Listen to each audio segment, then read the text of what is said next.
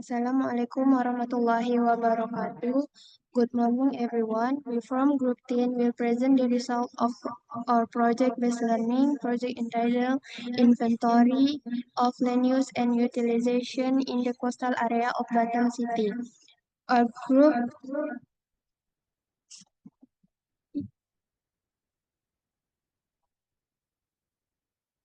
group was guided by mentor Mrs. Lutfia Ratnasari and client Mr. Faroki Dinda Rasrandi. The member of group are 1. Erika Putra Usilaban, 2. Dar Aris Sandika, 3. Yazid Al-Ghifari, 4. Deva Bahari Melvi, 5. Zahwadin Maharani, 6. David Siharpan Elan Sitorus, 7. Eliska Zara Anastasia, 8. Dina Olivia.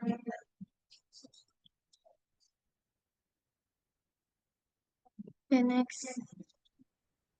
Okay, this is explained about abstract, which is this research examine land use change in the coastal area of Batam City, driven by industrial growth and urban expansion.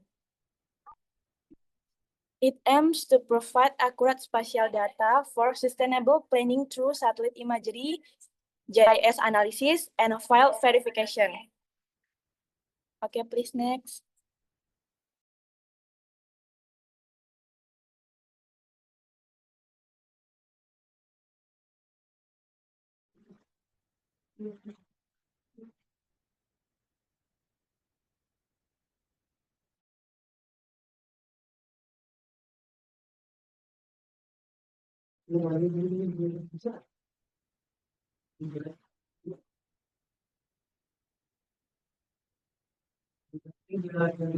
Parts involved in this PBL are remote sensing, image interpretation to identify change in landscape and human activity.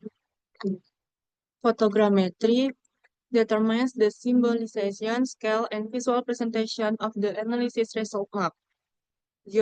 Geographic information system assists in thematic map creation, spatial analysis, and land use database complication. Geomatics technology, integrating survey, mapping, UAV, and GPS technology to support spatial data collection and analysis process. English is used to support scientific communication, both in report writing and presentation. Next.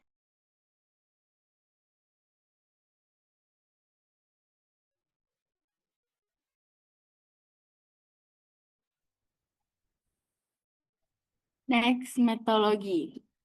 In the methodology, we make a data collection and two data usage. In the data usage, Landsat imagery, Batam City administration, Batam City spatial planning map, aerial photography, Demnas data. Next.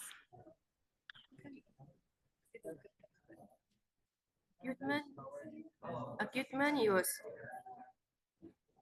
Drone. The drone we use is the DJI Phantom for RTK. FX geodetic GPS. GPS is used to determine location points. Tripod. We use a tripod to set up the GPS. Controller used to set up the GPS device. Software ArcGIS Pro used to manage RBI and DEM secondary data. G-Shop used to manage aerial photography data. Okay, next.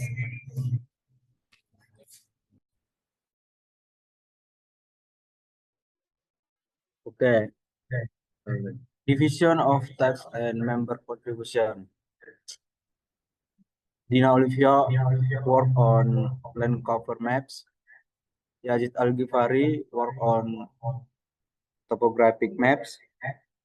Dr. Arisandika work on orthophoto maps and land use maps.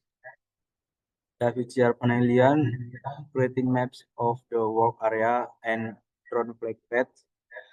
Erika Putri Silaban and Eliska Zahra Anastasia creating presentation slide, and Deva Bahari Melvi and Zahwa Dwi Maharani be responsible for preparing the final report. Next. Output project. Land use and land cover to show patterns of land use and land cover in the region. Topographic map to display the shape of the earth surface, elevation, and regional contours. Orthophoto and then map generated from the processing of UAV imagery and photogrammetry, which provide and corrected aerial photo view. Final report as a comprehensive report on the result of activities presentation slide used to convey result to lectures and assessment teams. Journal as a form of scientific publication, PBL poster and PBL video to display project result in a visually appealing manner. Draft intellectual property as an intellectual property document minutes of PBL handover. Serve as official proof of project handover. Next.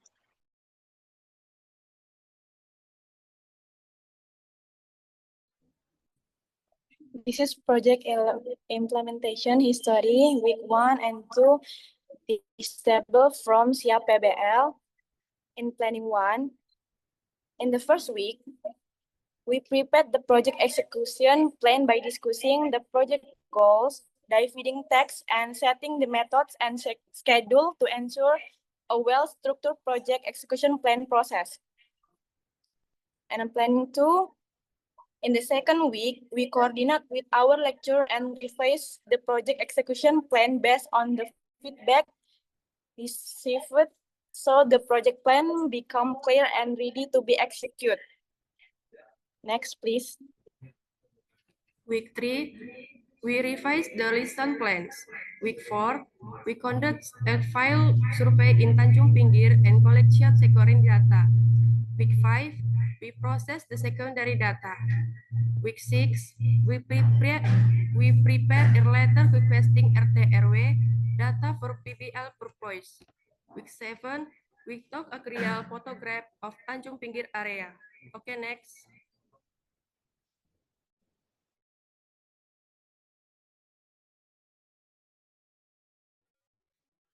Okay, then here is a map of the work area of our group, which is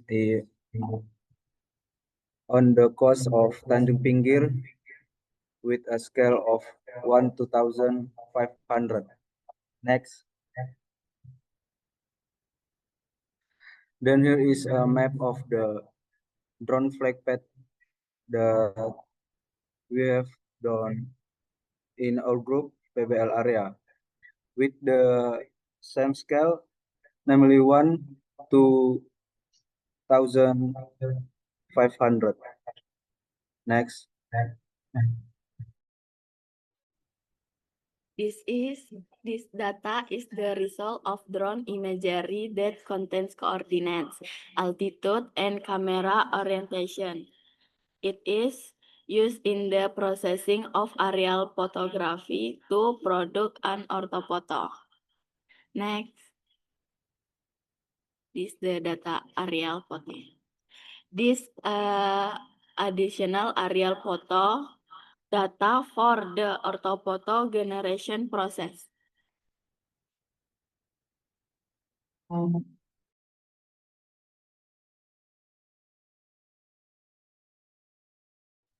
Next. On this slide, we can see the result of the aerial photography captured using DJI Phantom 4 drone. The flag was carried out over Tanjung Pinggir Beach, Batam City, and altitude of 100 meters above the ground. The photos were taken in the morning when the lighting conditions were bright and stable, resulting in clear and sharp image. Next. On this slide, we can see an orthophoto map of the Tanjung Pinggir coastal area. We produce this map by collecting data using a drone. then processing it with the edges of Metashape application to produce a geometrically correct orthophoto. Next, the orthophoto result will layout use ArcGIS Pro at the scale of 1:2500.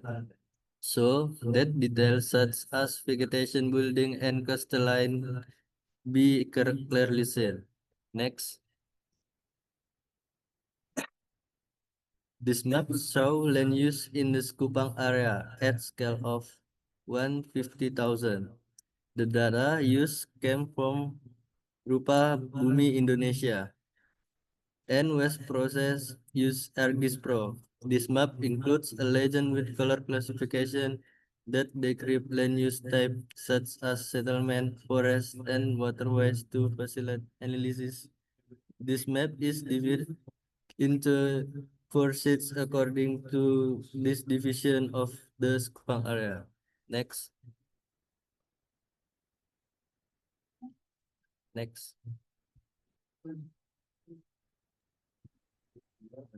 This map shows land cover in the Skupang area on a scale 1 to 75,000. The data was taken from Landsat imagery and then classified into several types of land cover, namely green vegetation indicates area of forest and densely vegetated land. Pink built-up land indicates areas that have been developed, such as settlements and infrastructure. Yellow vacant land, open areas without significant vegetation.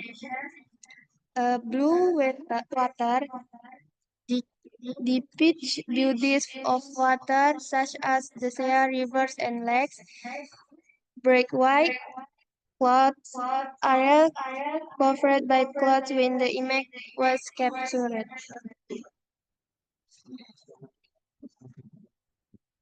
Nggak bisa.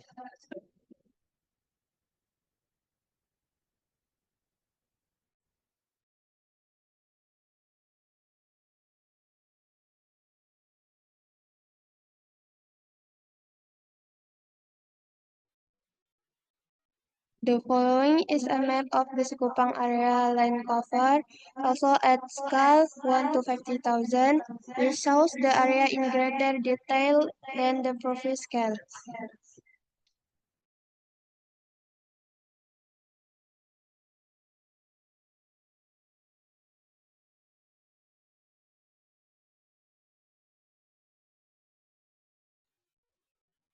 Here I made a topographic map with a scale 1 to 50,000, which was processed using ArcGIS Pro software and using DEMNAS data from Inage portal. I processed and classified the data and made minor contours.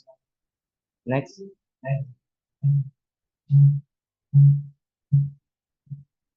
Then I divided the map into 4 parts because the provisions use A4 size paper, so it's not possible to show all part of the map on one sheet of paper. Next. Project implementation challenge and solution. The first problem, one member does not have the ArcGIS application on their laptop. Solution, use a friend's laptop that has ArcGIS installed so that activities can continue smoothly. The second problem, internet connection is unstable when downloading map data or image. Solution, download data in a location with a strong jar network or use a personal hotspot. Next. Okay, the card concludes our presentation. We apologize for any shortcomings or mistakes in our presentation. Thank you for attention.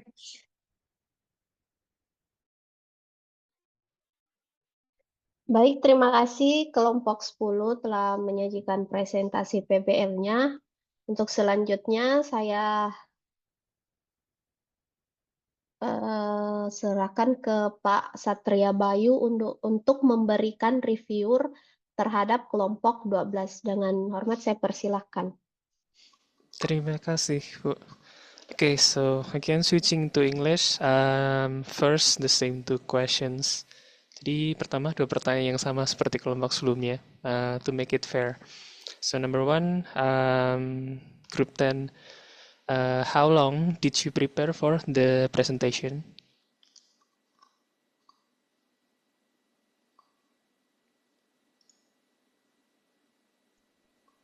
Izin menjawab pakai bahasa Indonesia ya, Pak. Mhm. Kami mempersiapkan untuk presentasi hari itu selama 5 hari, Pak. Dan Okay. kami ada sekali presentasi bersama untuk latihan, Pak. Terima kasih. Okay, so that's the first. Really, let's say that also answered the second question. Tadi udah pertanyaan kedua juga. So one day to prepare for the presentation. Okay, so let's say bonus question then. Two bonus questions. Number one, so in making the slide, is there any? Okay, so can anyone tell me who or and how? Let's say collapse these two things first on the slide design. Is there anyone in charge specifically on the slide design? Number one, and then number two, how if there are or if there is a certain member responsible for the slide, how does all the material is integrated? Because we all know that everyone supposedly contribute to the team. So how do you compose the whole slides, knowing that the material is not something that will usually be done by just one person. So, okay, let's put this into context. So, every member they work on different department. So, how does those different department can integrate into this one slide? So, could anyone tell me how the slide was made?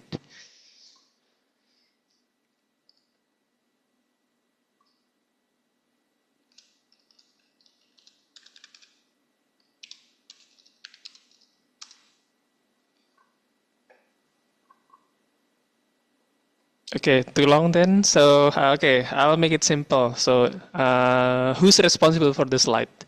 Who is responsible for the slide?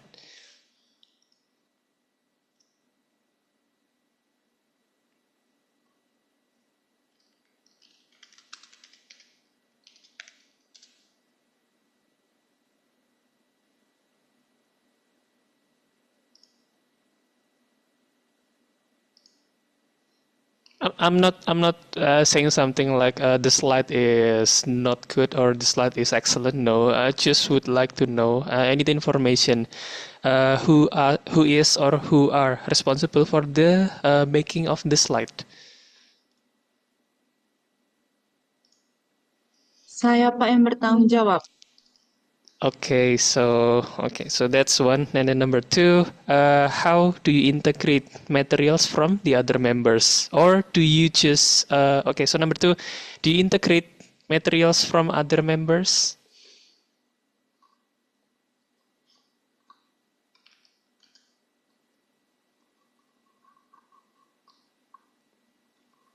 Okay, so slides, more than one materials, more than one point. So I assume that you get input from the other members. How do you implement those in the slide design?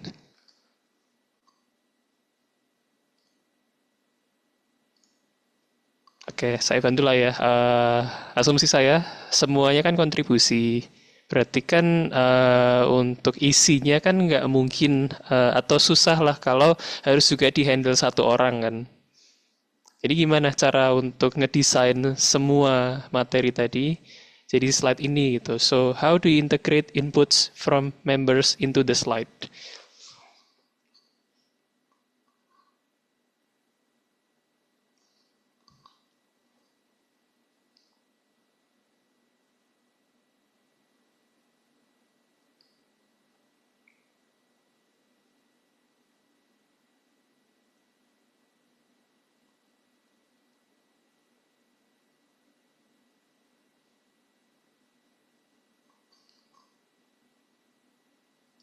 Izin Pak menjawab.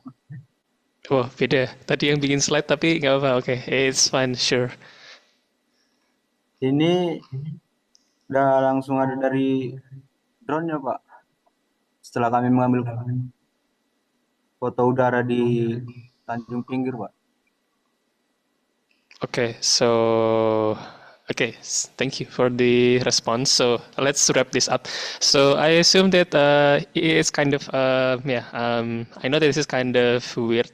Jadi gini maksud saya, berarti asumsi saya kan berarti ketika ngebikin slide, saya pakai bahasa Indonesia dulu ya, maaf saya lupa.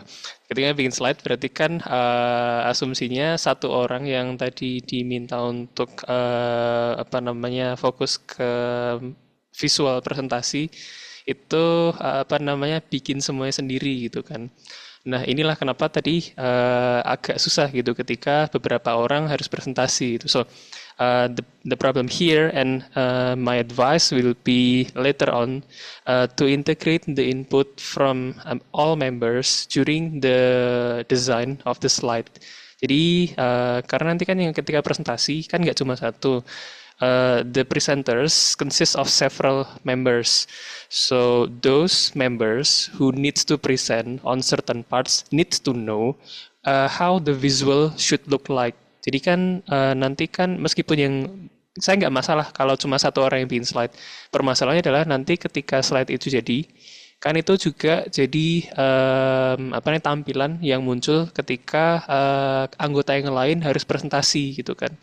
Nah kalau satu slide itu didesainkan oleh satu orang, ya memang idealnya seperti itu. Tetap siapapun yang nanti harus ngomong di bagian yang tadi didesainkan oleh satu orang anggota tadi tahu gitu apa yang muncul dan gimana saya harus ngomong gitu.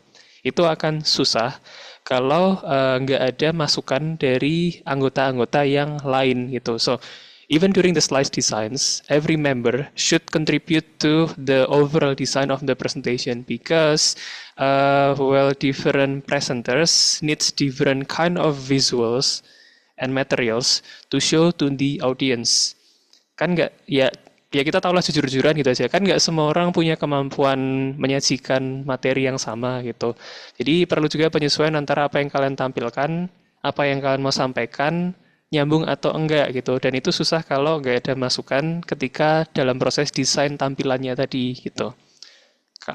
Anggapnya gini, kalau sidang TA lebih gampang karena kalian bikin sendiri, presentasi sendiri, ya meskipun bukan berarti selalu lebih mulus ya, tapi di sini ada kesulitan lebih ketika kalian minta tolong orang untuk ngebikin slide gitu. So asking other members to make a slide doesn't always means that the slide will be better because at the end of the day everyone needs to talk about it. So final thought, final advice, even if only one of the member or several members do the design, everyone should know how it look like and how should I do the talking during that particular slide. Jadi ketika slide-nya udah jadi, semua member, tadi kan udah 1 hari latihan kan, berarti tambahan 1 lagi. Jadi tambahan 1 lagi, ngelihat kira-kira slide ini yang didesain teman Anda itu udah bagus atau belum. Kalau perlu penyesuaian disesuaikan gitu. So, team effort also is required during the number 1 practice, good. And then number 2 during the preparation of the visual of the slides. Okay, so yeah, that kind of adds another question. Jadi tadi saya bilang 2 pertanyaan kan, sekarang malah jadi 3 gitu, mohon maaf. So yeah, overall this is a start, but so you can still improve hopefully. So we'll see a better result on the final project presentation because during the final project presentation you should have the materials from bahasa Inggris umum needed to actually cover decent presentation. Saya harap berarti nanti setelah ini karena materi presentasinya udah masuk di minggu 9, kita coba lihat harusnya ada peningkatan gitu. Okay, so that will be all from me from Group 10. Switching back to bahasa Indonesia. Terima kasih, itu saja dari saya, Bu. Saya kembalikan ke Bu Nur. Baik, Pak. Terima kasih dari Pak Satria Bayu. Nah, untuk kelompok 10 nantinya kalian bisa sampaikan ke klien atau terkait dengan presentasi PBL ini nanti rekamannya bisa diserahkan ke klien juga ya teman-teman. Nah untuk selanjutnya paling saya mengingatkan tolong perhatikan lagi untuk progres PBL-nya. Ini kan di ATS itu 50%, nanti ke belakangnya itu kalian perhatikan lagi ke manajemen waktunya karena untuk pengolahannya PBL-nya ini akan tentunya memakan waktu teman-teman. Jangan sampai kalian keteteran di waktunya pada saat penyelesaiannya. Terus nanti juga bisa didiskusikan lagi untuk progresnya kepada mempronya Ibu Lutfia dan dosen teaching lainnya. Untuk dari saya cukup Pak Bayu. Mungkin bisa kita akhiri untuk presentasi PBL dari kelompok 9 dan 10. Apabila ada salah-salah kata, mohon dimaafkan. Saya tutup dengan ucapan wabillahi taufiq wal hidayah. Wassalamualaikum warahmatullahi wabarakatuh. Waalaikumsalam warahmatullahi Waalaikumsalam wabarakatuh. warahmatullahi Terima kasih, Pak. Makasih, Bu. wabarakatuh. Ibu, Bapak.